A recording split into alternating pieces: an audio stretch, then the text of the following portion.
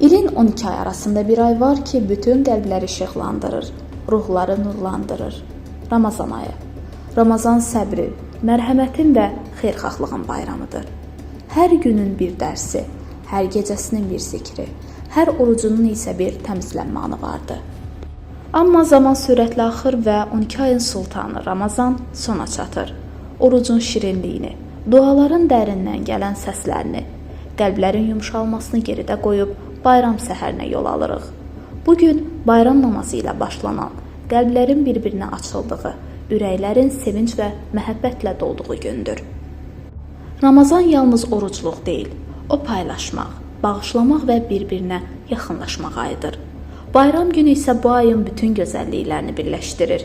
İnsanlar bir-birinə əl uzadır, kasıblara yardım edir, yaşlıların qəlbini isidir. Fitrə zəkatı isə sadəcə bir məbləğ deyil, o ürəkdən gələn sevgidir, mərhəmətin təzahürüdür. Ramazan sona çatır, amma onun gətirdiyi səbir, mərhəmət, xeyirxahlıq və birgəlik ruhu qəlblərdə qalmalıdır. Gəlin bu nurun davamını saxlayaq, hər günümüzü Ramazan ruhu ilə yaşayaq.